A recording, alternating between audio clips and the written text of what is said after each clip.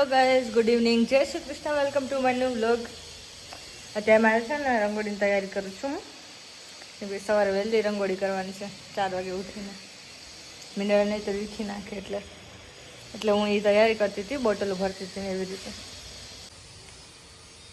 આમાં white colour ભર્યો છે, પછી આમાં પોપટી, આમાં બ્લુ, પછી આ ગુલાબી છે, પીળો છે. આ બધા અમારા કલર છે, તમને બતાવી દો. આમાં 3-4 કલર છે, એટલે આમ રંગ છે. બીજા બધા આમાં છે. પછી આ તેની ડિઝાઇન કરવાની ઓલી છે, પણ જો કે યુઝ હું કરતી નથી, એની જરૂર કંઈ પડતી નથી. આ મેં ધનતેરસના દિવસ સળગાવ્યા હતા. પછી આમાં કેન્ડલ્સ, આમાં પણ કલર છે. આમાં દીવા છે બધા, એમાં કેટલા 22 દીવા છે. કાલે દિવાળી છે એટલે તૈયારી કરું છું. આજે છે કાલે 14. હું રઘુ, તું મારે રંગોળી વાંચવા તો લાગે કા કંઈ વીખી નાખું.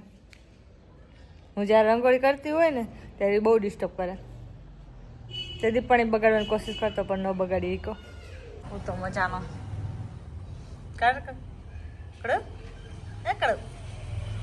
કાઢો. મારા ફટાકડા પણ આવી ગયા છે, તો હું તમને મારા ફટાકડા પણ બતાવી દઉં, જેમાં દિવાળી દિવસે ફોડવાના છે.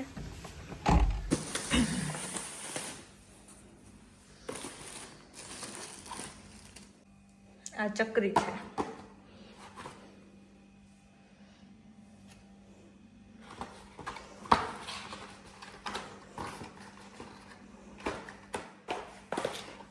ફૂલઝડીના 2 પેકેટ છે.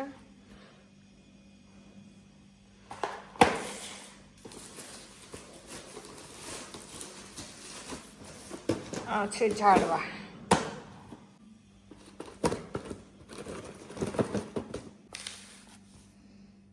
કેટલા નંગ છે આપણે ગણી રહી? 1 2 3 4 5 6 7 8 9 10.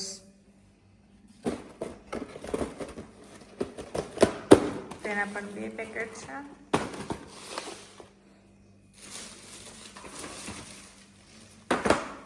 ચકરીના પણ 2 પેકેટ છે. 3 2 છે. જો કે બમ ધડાકા હું ન ફોડી શકું, મને લાગે બીક ભગવાન, એટલે અમે આવું પણ કરી શકીએ. આમાં ન થઈ ગયા ગાઈસ. વડા ધરવા જવાનું છે મંદિરે.